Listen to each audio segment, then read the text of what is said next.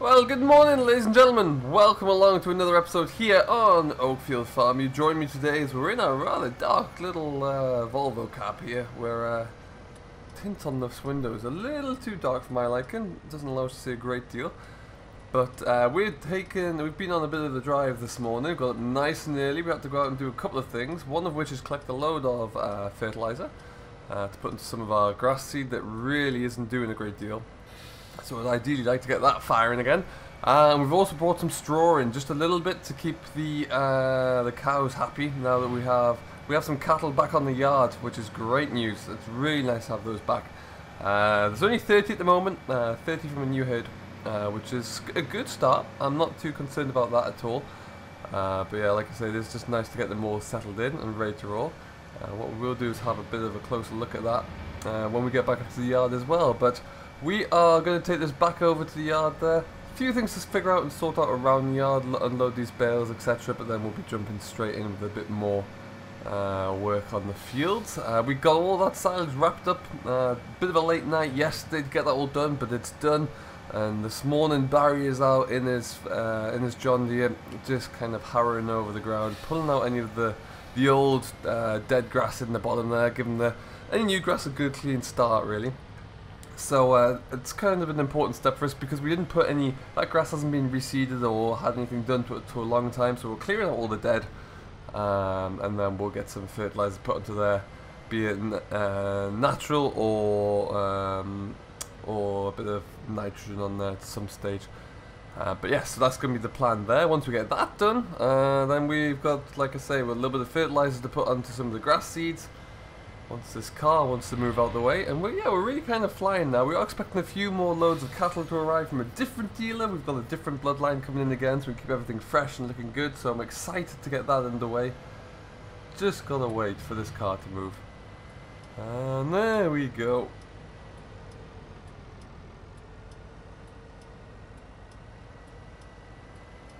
Lovely stuff. So somewhere over here, I don't know quite where he is.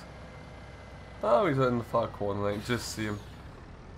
He'll be on that field for a little while there, but that's going to be good. We've got this one to go at, so we might get him on to mow that one down after. We're probably going to get a good crop of hay first, based on how much silage we have to begin with, but we do need quite a lot of silage, so it's trying to balance it all out really. What I might do is make square-baled silage out of the headlands and then start hay off in the rest of it. That's another bad plan. And up we go. Perfect stuff. So the big wheels, the regular size wheels, are back onto the fence as well, which is good news. Means that we can get cracking with that one. And then you can see we have cows. Glorious sight to see. Really, really pleased to see those ladies back in here. Now what we're going to do here, I think, is we'll spin it around first. As you can see from our silage pit here, we do have a few bales in. We're going to have a bit of a look into here before we do too much else. Let's stop here actually. So you can see we've got a little bit of fertilizer on there, just enough to get our grass really kicked off and going there, and then a few straw bales as well. I believe, what have we got there, like, is it 8 in there maybe? Something like that. Anyway, we've got quite a few silage bales. This is what we did with the inline wrapper, then we brought in someone else with like a trailed wrapper just to help speed things up really, because it was being a little bit slow. I like this process. I don't think it's going to work for what we need. I think it would be ideal if we ever, you know, had larger fields and we were feeding the cattle straight in that same field as well. That would be perfect, but that's not something that we're ever going to be doing here. That being said, what we're going to do right now is strap the ratchet straps. Excellent. And we're going to get out the Manitou again. We'll just stick the straw straight into the shed here where we can get into it nice and easily. And then that's just so we can keep the parlour tidy really, and keep the sometimes the cattle will come inside, just get a bit of shade, so we'll give them a little bit of bedding in there just so they're comfortable and they're happy. And then happy cows are what we want to see really here.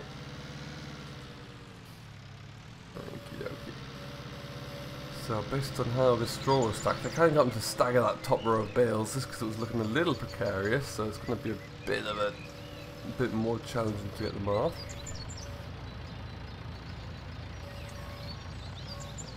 What we'll do is we'll just stack them down here. So how are you doing anyway? How's everything going? Hope you're all very well today. Hope everything is treating you well. If you have started your harvest in the area, do let me know how you're getting on, of course. I always love to hear what's happening there. Now, we have got quite a bit left to go at, actually.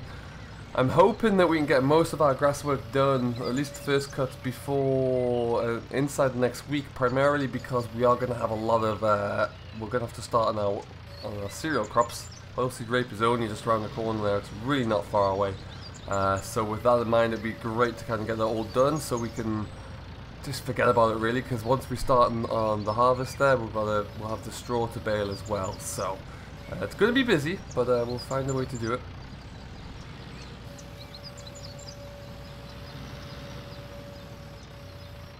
Let's just stick that one on top of there. Kind of like so.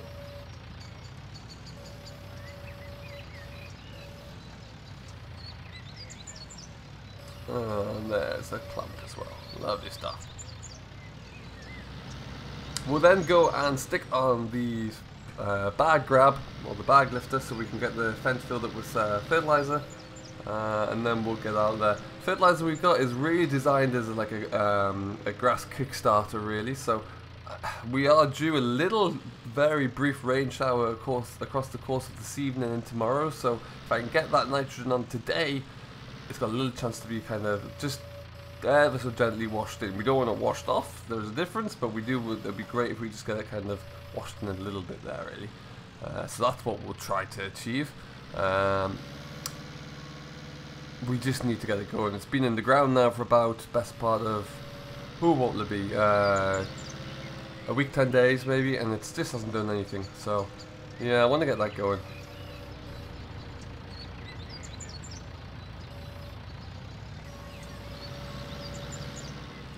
Stuff. That fertilizer was expensive though. The price of it is still skyrocketing. We need to try and find a solution somewhere. Hey, some people in the past have used like a calcified seaweed. I know nothing about that. I have to speak to the agronomist and see what they want to do. But yeah, I'm not really all that sure on how successful that would be for us. Certainly something we would want to look into though. Okie dokie.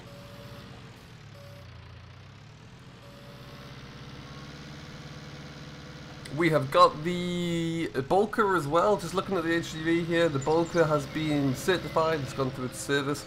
Obviously we're going to be starting to use that a little bit more soon, what with harvest just around the corner. Bring out the grain chaser bin and the bulker in force at that stage. So we've got that all certified, brakes have been inspected. So that's good news there. We're trying to get a few more contracts to get some local haulage work as well, so we can do some hauling in and around the... it's pressed the wrong button on the grab there. There are a few large farms in the area that we'll try and see if we can get some business from. But yeah, it just has to do a little bit of digging really for that to work. So I try and sort out my mess here.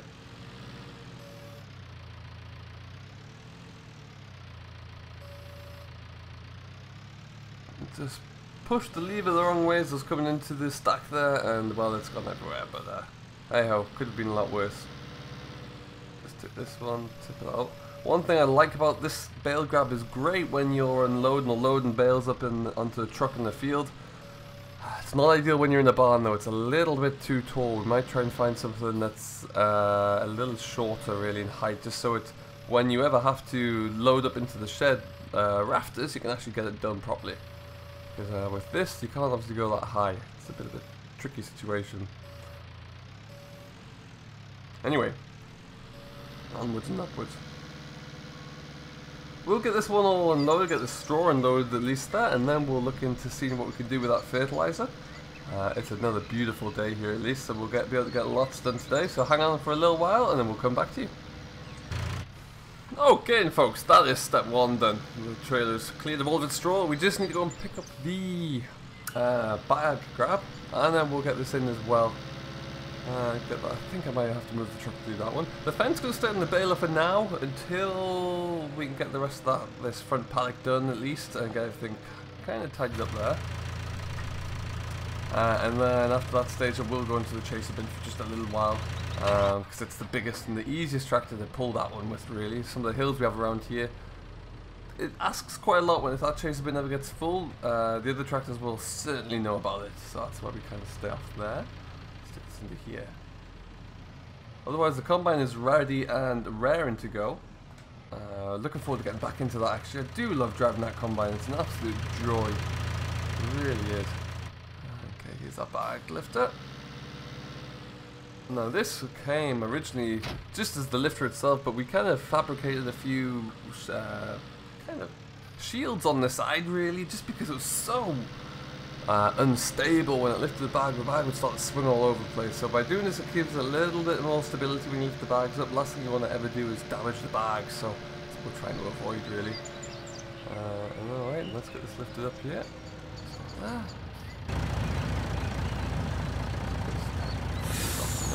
That one.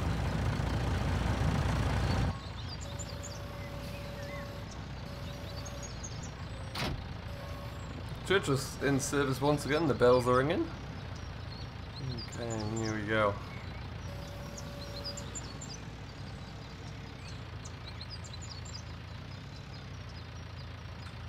And that's one down. So we're going on top of the hill with the fence actually. We're going to get that one done first, and there's a smaller paddock that was put into grass as well. See how it comes along. It might only be in grass as the larger field at least put to grass as a bit of a break crop for maybe a year or two. But we'll see how it goes along, really see what happens with the rest of our land plans, see if we can make any of the schemes or ideas work. Okay, and just like that, it looks like we are good to go. So we'll just swing this down here. There's a little bit left in the bag.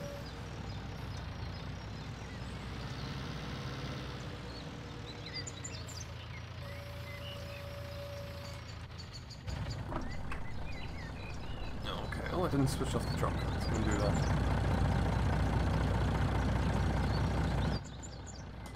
If you do need any haulage work done, don't hesitate to get in touch with us. We have plenty of capacity with this truck. We are trying to find another driver as well, an HGV driver, so we can get a little bit more of a permanent schedule in place for that truck there, just so we can make it kind of pay its debts a little bit more.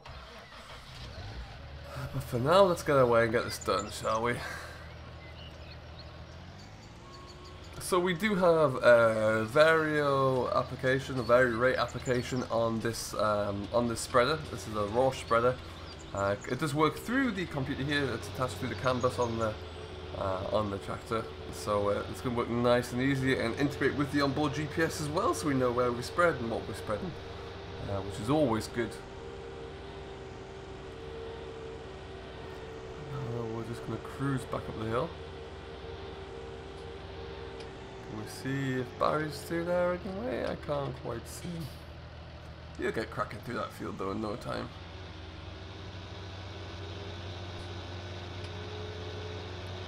And up the hill.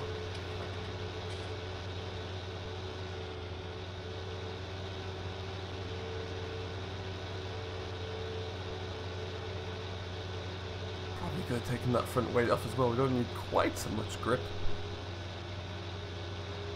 This is a private farm track here, which is quite nice to have. It does give us another exit point out of the yard. Sometimes it's easy to come up this way with the truck, depending upon where we're going and what we're carting. Other times we take it down past the sawmill exit that way. A beautiful old windmill here, though. I think that's now becoming a National Trust heritage point. They're doing a lot of work to maintain it, that's for sure. So as you can see, this is our seed bed. It looks pretty stale. I can assure you there are grass seeds in here. It's just not growing, for want of a better word. So we're going to try and get that to come into some life here. We've got this one. There's a little paddock over the other side, that tree in the middle as well that we need to do. So we need to try and get those both looked into fairly quickly. And let's see what we can make happen here. Back in. What we're going to do is just get our GPS ready to roll. Get on as well. Stop that a second. Alright, so we're going to put our AB line in as we work ourselves around the headland here. That will allow us to have a nice straight true track as well, because obviously there are no tram lines at the moment. soon as we have that in though, we'll be good to go. The vary rate takes over, communicates with the GPS, so it knows where we've spread and at what rate we've been spreading as well. But yeah, it won't take us too long to cover across this field, I don't think. Must be plenty of earthworm activity because the birds are out in there, but there's just no sign of any grass coming through. A little shower this afternoon and evening would be great for this as far as I'm concerned. Really would be nice to get this kicking on.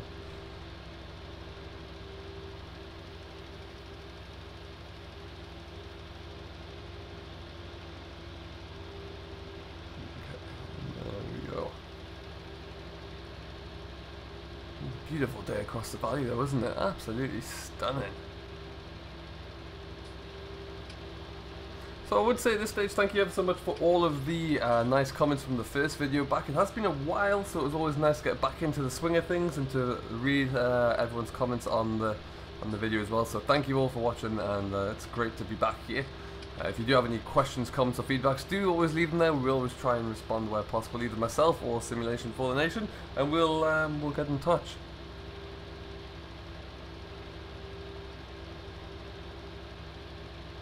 This corner of the field last year was horrifically wet in here.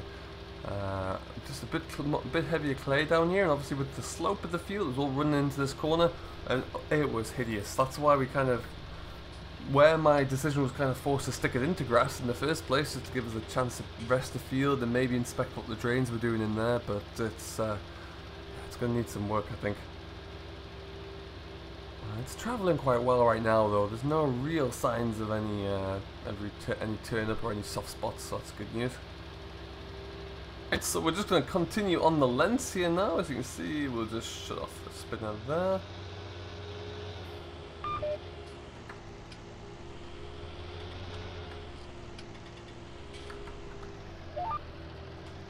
And back in we go.